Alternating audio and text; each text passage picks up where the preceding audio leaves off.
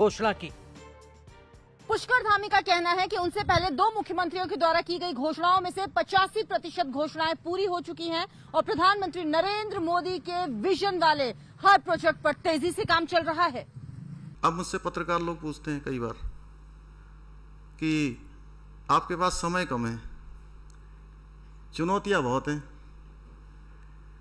तो एक बार तो मैंने कहा भैया, हमारे प्रधानमंत्री जी कहते हैं चुनौतियों को ही अवसर में बदलना है, चुनौतियों से ही लोहा लेना है।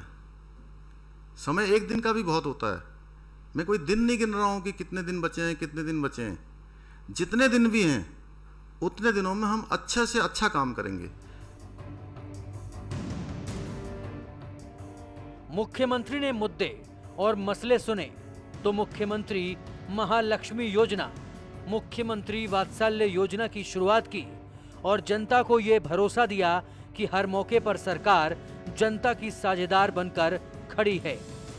मुख्यमंत्री पुष्कर सिंह धामी ने पिछले 1 महीने में जिस स्टाइल से काम किया, उससे मुख्यमंत्री एक तरफ जहां खुद बेहद सधे हुए दिखे, वहीं विपक्ष को भी कोई सवाल उठाने का मौका नहीं मिला।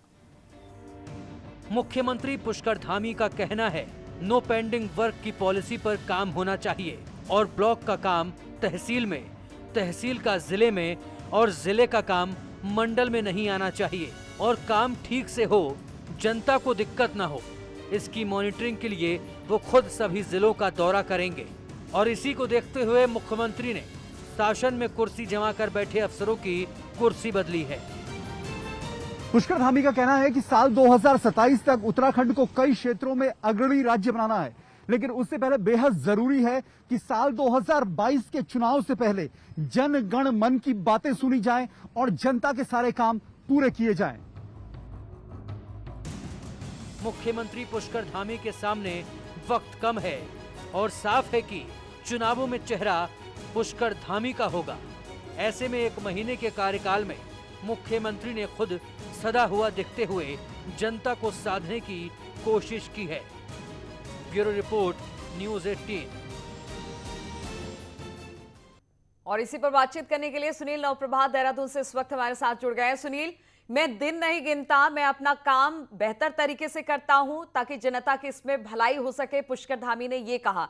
तो हम ये कह सकते हैं कि इस 1 महीने में जिस केंद्रीय नेतृत्व ने पुष्कर धामी पर भरोसा जताया था, उस पर खरे उतरते दिखाई दे रहे हैं पुष्कर धामी।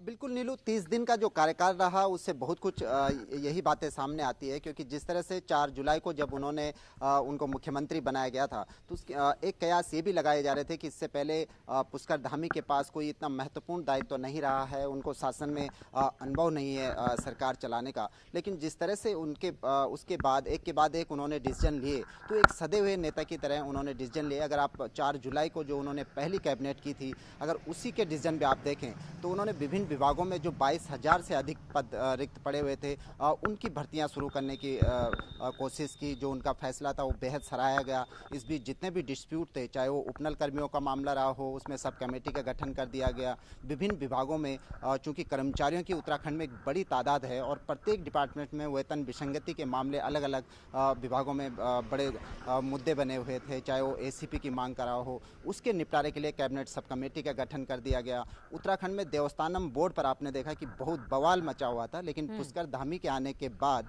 उन्होंने एक बीच का रास्ता निकाला, जिसको हम कह सकते हैं कि एक सटीक रास्ता उन्होंने अपनाया कि हाई पावर कमेटी का गठन कर दिया गया। इसके साथ ही देवस्थानम बोर्ड का जो मुद्दा बवाल का कारण पूरे राज्य में बना हुआ था, उसका भी एक तरह से पटाक्षेप हो गया। विभिन्न उनके जो डिसीजन अभी तक आपने देखे, उत्तरकाशी में डिजास्टर हुआ तो दूसरे दिन मुख्यमंत्री सीधे उत्तरकाशी। लेकिन सुनील, एक सवाल ये भी है कि कई बार ऐसा होता है कि परिस्थिति आपके विपरीत होती है या आपके अनुकूल होती है। तो हम ये कह सकते हैं जो पीछे के 2 मुख्यमंत्री रहे, उस समय कोविड भी अपने चरम पर था, कुंभ को लेकर भी विवाद हुआ, लेकिन धीरे धीरे स्थिति बदली और जब पुष्कर धामी आए तो स्थिति पहले से बेहतर थी, जिसमें उनको डिसीजन लेने में आसानी हुई।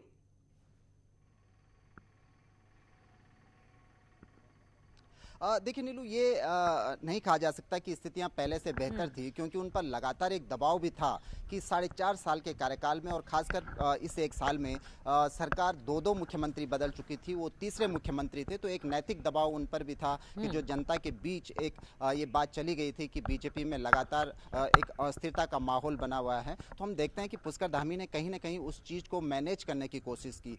दूसरी जो बड़ी दिक्कत, जो बड़ा चैलेंज उनके सामने था कि उनके जो कैबिनेट सहयोगी हैं, लगभग पूरी की पूरी कैबिनेट उनकी अनुभव के आधार पर भी और उम्र के आधार पर भी उनसे सीनियर है, लेकिन आप देखेंगे कि किस बारीकी के साथ उन्होंने पहले दिन से, शपथ लेने के दिन से इस पूरी चीज़ को मैनेज किया कि उनके कैबिनेट सहयोगी सुबोध उनियाल का जन्मदिन था, तो मुख्यमंत्री खुद जन्मदिन पर बधाई देने उनके घर पहुंच गए। सुबोध उनियाल उनसे बहुत सीनियर हैं, अनुभव में भी और उम्र में भी, तो इस तरह से वो बहुत बारीकी के साथ मैनेज करते हुए संगठन और सरकार को बिल्कुल, और पार्टी को भी इसी बात की जरूरत है। 2022 का चुनाव है तो मुख्यमंत्री का चेहरा ऐसा होना चाहिए जो बिल्कुल सदा होना चाहिए, पार्टी के वरिष्ठों को भी साथ लेकर चले और अपने से जूनियर को भी साथ लेकर चले, साथ ही जनता की बातों का, उनकी जरूरतों का ख्याल